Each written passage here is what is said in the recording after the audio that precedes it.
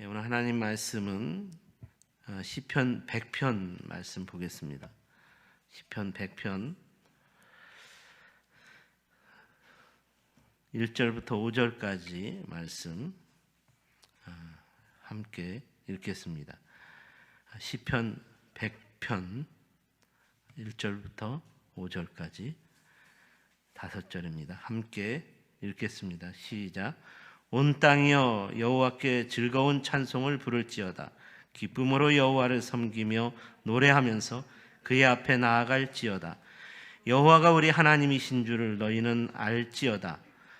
그는 우리를 지으신 이요 우리는 그의 것이니 그의 백성이요 그의 기르시는 양이로다. 감사함으로 그의 문에 들어가며 찬송함으로 그의 궁정에 들어가서 그에게 감사하며 그의 이름을 송축할지어다. 여호와는 선하시니 그의 인자하심이 영원하고 그의 성실하심이 대대에 이르리로다. 아멘. 옛날 어른들은 어떤 일을 하든지 마음을 다해서 해야 한다. 온 마음을 다해 해야 한다. 정신을 집중해야 한다.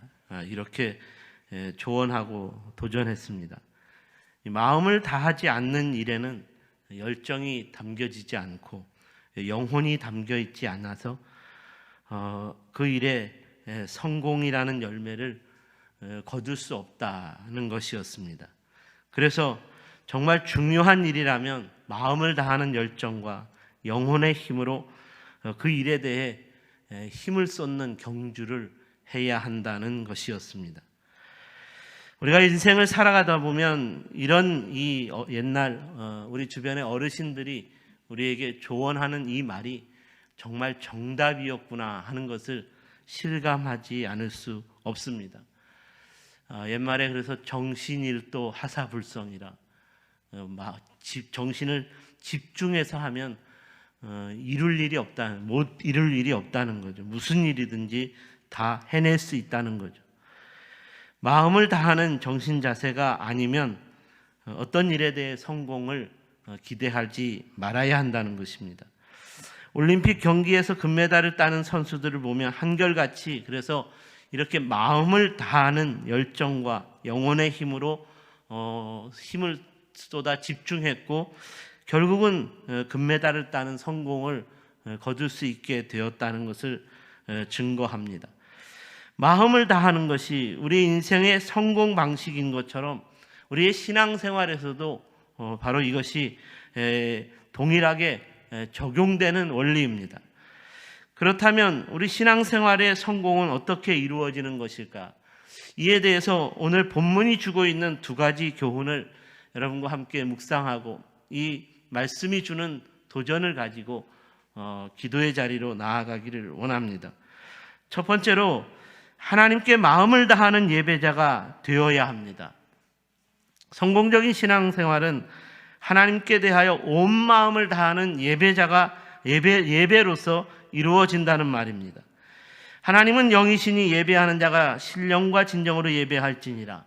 영이신 하나님은 마음을 다하는 신령한 마음을 다하는 진정한 예배자를 찾으신다는 말입니다. 하나님께서 기뻐하시는 자는 마음을 다하는 예배자라는 말입니다. 그래서 오늘 본문 2절에서도 이러한 예배자에 대한 도전을 교훈하고 있습니다. 기쁨으로 여호와를 섬기며 노래하면서 그의 앞에 나아갈지어다. 시편 기자는 하나님의 전에 나아오는 자는 기쁨으로 여호와를 섬기며 노래한다라고 말합니다. 이는 하나님께 대하여 온 마음을 다하는 예배자로서의 시편 기자를 이렇게 소개하고 있는 것입니다. 사실 우리가 여호와를 섬긴다는 것은 하나님을 영원히 높으신 주인으로 알고 주인을 높이는 종의 삶이기 때문에 영원한 주인에 대하여 기쁨으로 섬기며 높으신 주인에 대하여 그 주인에 대하여 경배하고 찬양할 수 있어야 하고 그 주인께서 그러므로 베푸시는 은혜와 사랑과 복을 누리며 감사하는 삶을 살아야 하는 것입니다.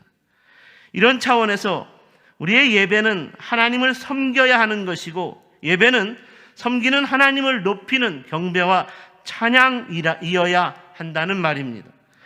우리가 하나님 전에 예배하는 자로 나아온다는 것이 하나님께 대하여 어떤 섬김을 받으려는 생각이라면 이는 매우 잘못된 것입니다. 오늘날 이 성도들은 예배를 통해서 자신이 섬김을 받아야 한다라고 생각하는 경향이 있습니다. 이는 매우 잘못된 생각입니다. 오늘날 교회들처럼 성전에 사람들이 많아지는 부흥을 위해 섬김을 받을 사람들을 초대하고 그 섬김을 받을 사람들을 VVIP로 이렇게 섬겨주고 이렇게 이름을 붙여주고 영접하고 그렇게 높여주는 것, 이것은 그러므로 참된 예배가 아니라는 말입니다. 오늘날 교회들이 특별히 많은 이 큰 교회들이 전도 축제라는 이름으로 어쩌면 예배를 왜곡시키고 그 예배가 변질되었다는 생각이 듭니다. 교회들이 사람을 섬겨주고 사람을 영접해주고 사람을 높여주는 찬양과 경배를 드리는 사람을 높여주는 찬양과 경배를 드리는 것으로 예배를 하나님께 드려야 할 경배, 찬양의 예배를 변질시켰다는 것입니다. 왜 교회 공동체 안에서 갈등과 분쟁이 끊임없이 일어나는 것일까요? 이는 모두가 다 섬김을 받으려고 하기 때문에, 섬김을 받으러 온 사람들 때문에, 섬김을 받으러 온 사람들이 가운데 분쟁과 갈등이 끊이지 않습니다. 모두가 VVIP의 영접을 받으려고 하기 때문에 이로 인한 시기와 질투가 일어나기 시작하고 이로 인하여 다툼과 분쟁이 계속되었다는 것입니다. 사랑하는 여러분, 예배는 종인 우리가 마음을 다하여 주인이신 하나님을 섬기는 것이고 주인이신 하나님을 높이고 경배하며 찬양하는 것이기 때문에 우리가 섬김을 받으려 하고 우리가 영접을 받으려 하고 우리가 경배와 찬양을 우리 것으로 취하려고 하면 안 된다는 말입니다. 요한계시록을 보면 이스라엘 24장로들이 하나님께 대하여 예배하는 모습을 이렇게 증거하고 있습니다. 보좌에 앉으신 이 앞에 엎드려 세세토록 살아계시는 이에게 경배하고 자기의 관을 보좌 앞에 드리며 이르되 우리 주 하나님이여 영광과 존귀와 권능을 받으시는 것이 합당하오니 주께서 만물을 지으신지라. 만물이 주의 뜻대로 있었고 또 지으심을 받았나이다. 이 말씀에서 24장로들이 자기의 면류관, 자기의 관을 보좌 앞에 내려놓았다, 드렸다라는 것은 하나님 앞에서 어떤 인간도 자기의 명예와 공로로 자기에 대한 섬김과 경배와 찬양을 받을 수 있는 자가 하나도 없다는 말입니다. 그래서 24장로는 자기의 그 관을, 명예라고 하는 관을 자기의 공로라고 하는 그래서 받은 면류관을 내려놓았다고 했습니다. 보좌 앞에 다 내려놓았다라고 했습니다. 자기가 섬김을 받고 경배와 찬양을 받아야 할 자가 아니라는 것을 그가 고백한 것이고, 그러므로 하나님의 보좌 앞에서 자기의 관을 내려놓았고 하나님만을 섬기며 하나님만을 높이는 경배와 찬양으로 나아가게 되었다는 말입니다. 그러므로 다시 한번 오늘 이 시간 우리는 하나님 아버지 앞에서 예배자로서 저와 여러분의 영적인 정체성을 바로 알고 도전하는 이 말씀을 붙잡을 수 있어야겠습니다. 온 땅이여 여호와께 즐거운 찬송을 부를지어다. 기쁨으로 여호와를 섬기며 노래하면서 그의 앞에 나아갈지어다.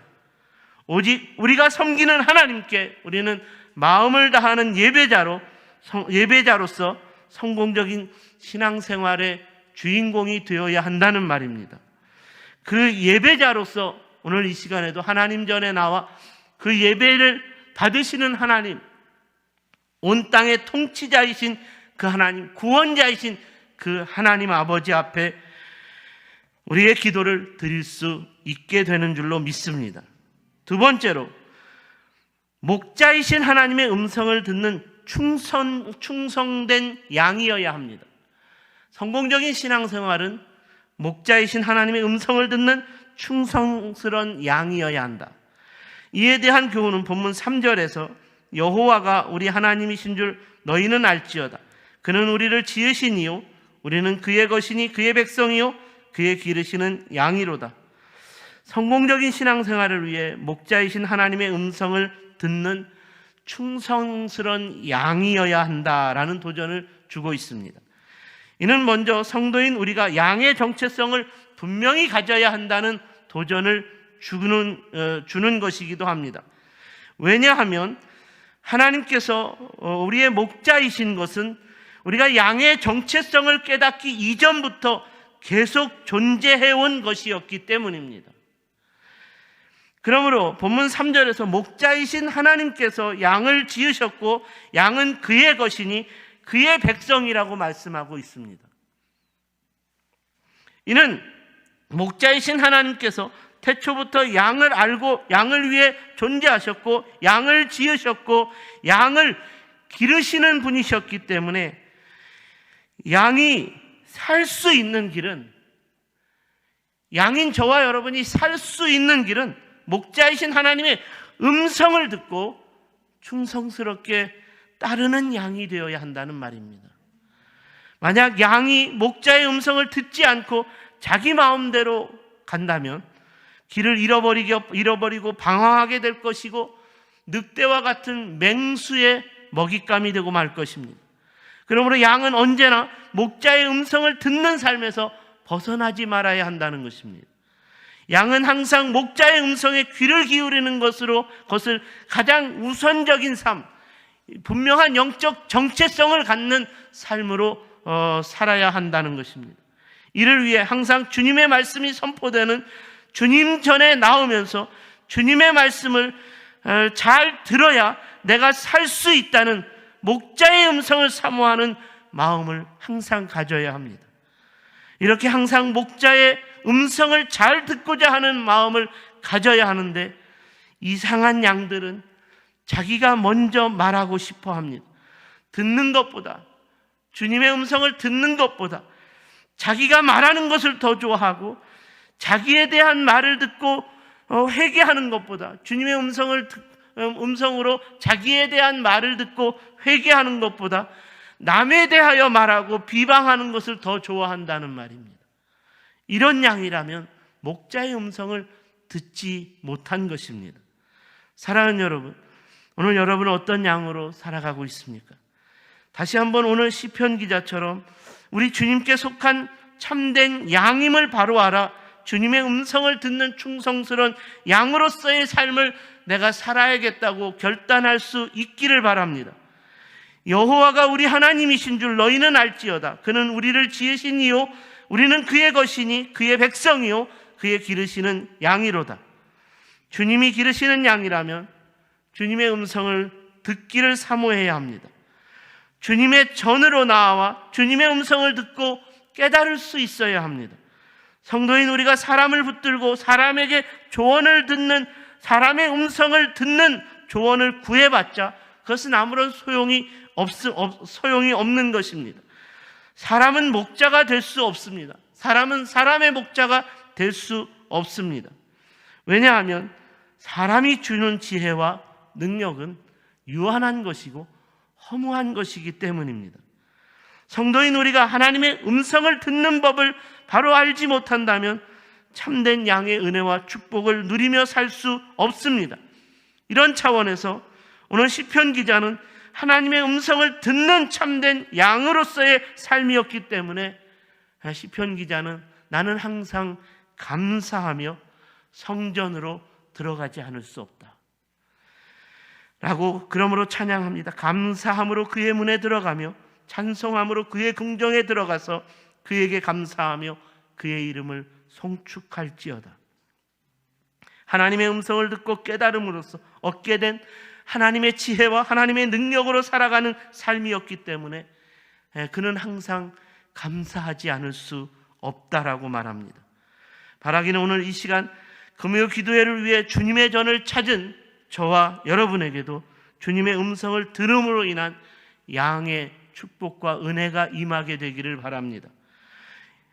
우리는 연약한 질병으로 인해 혹은 알 수 없는 미래에 대한 불안한 염려로 인해 해결되지 않는 우리 인생의 문제로 인해 불안해하고 초조해하고 답답해합니다.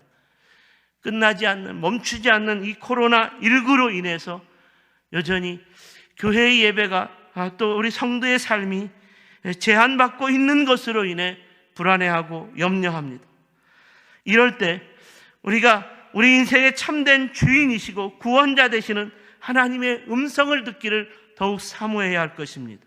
목자이신 하나님의 음성을 들어야 내가 살 수 있는 양이라는 것을 기억하여 주님의 음성 안에서 듣는 주님의 음성 안에서 지혜를 얻고 주님의 음성 안에서 은혜를 누리고 주님의 음성 안에서 능력을 구하십시오. 양이 목자의 음성을 들어야 하는 이유는 목자이신 주님은 언제나 선하신 분이시기 때문입니다. 목자이신 주님의 그 인자하심은 영원하고 그의 성실하심은 대대에 이르는 것이기 때문입니다. 그러므로 오늘 사랑하는 여러분, 이 시간 우리가 하나님 앞에 기도해야 되겠습니다. 어쩌면 우리가 힘든 것은 교회가 이 코로나19 상황 속에서 조롱받고 비난받는 것은 교회의 예배가 무너졌기 때문은 아닐까요? 교회의 예배가 온 하나님 아버지 앞에 온 마음으로 드리는 예배가 드려지지 못했기 때문은 아닐까요? 그렇다면 교회가 다시 예배를 회복해야 할 줄로 믿습니다. 하나님 아버지 앞에 우리가 온 마음으로 예배를 드리는 자로 하나님의 임재 가운데 나아갈 수 있어야 하겠습니다. 하나님은 어느 곳에서도 어떤 상황에서도 우리의 예배를 받으시는 구원자이시요 통치자이십니다. 하나님 아버지, 예배를 회복시켜 주시옵소서. 하나님 아버지, 다시 한번 이 땅의 교회가, 성도가 하나님 아버지 앞에 온 마음으로 예배하는 자들이 되게 하여 주시옵소서.